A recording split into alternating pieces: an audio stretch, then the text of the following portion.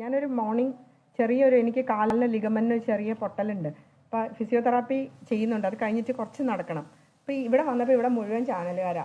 എൻ്റെ പെർമിഷൻ ഇല്ലാതെയും ഒരാൾ മാത്രം എന്നോട് ചോദിച്ചു. അതിരാവിലെ ആയതുകൊണ്ട് 7 മണി ആയതുകൊണ്ട്. ബാക്കി ഞാൻ സത്യം പറഞ്ഞാൽ ഇത്രയും പേരെ കണ്ട് ഞെട്ടിപ്പോയി.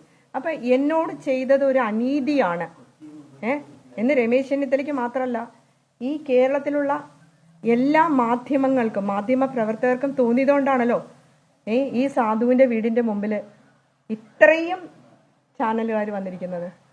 എൻ്റെ സൗന്ദര്യം കണ്ടിട്ടൊന്നുമല്ലല്ലോ.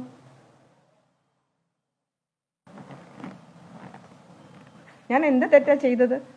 ഞാൻ ഉമാ തോമസിനെതിരെ വോട്ട് ചെയ്തിട്ടേ ആ വോട്ട് ചെയ്തത് LDFനാണെന്നുള്ള LDF കാൻഡിഡേറ്റിന് വോട്ട് ചെയ്തിട്ട് ആ സ്ക്രീൻഷോട്ട് എടുത്ത് ഞാൻ LDFന്റെ കൺവീനർക്ക് അയച്ചു കൊടുത്തതോ? അതാണോ ഞാൻ ചെയ്ത തെറ്റ്? ആ തെറ്റ് ചെയ്തവരോട് ചോദിക്കുക. അതിനൊക്കെ ഒരു മര്യാദയുണ്ട്. പിന്നെ കഴിഞ്ഞ വയനാട് ക്യാമ്പിൽ വെച്ചിട്ട് 1.5 മാസം മുമ്പ് കേരളത്തിന്റെ പ്രതിപക്ഷ നേതാവ് പറഞ്ഞായിട്ട് ഇന്നലെ TV-യിൽ ഞാൻ പറയണമെന്ന് വിചാരിച്ച, പക്ഷെ ഇപ്പം ഞാൻ പറയാണ്. ദൈവം എന്നെ ഇപ്പോൾ ഓർമ്മിപ്പിച്ചതാണത്. ഈ KPCC-യിൽ നടക്കുന്ന കാര്യങ്ങൾ പുറത്ത് പറയാൻ കൊള്ളില്ല, ലജ്ജാകരാണെന്ന് പറഞ്ഞു.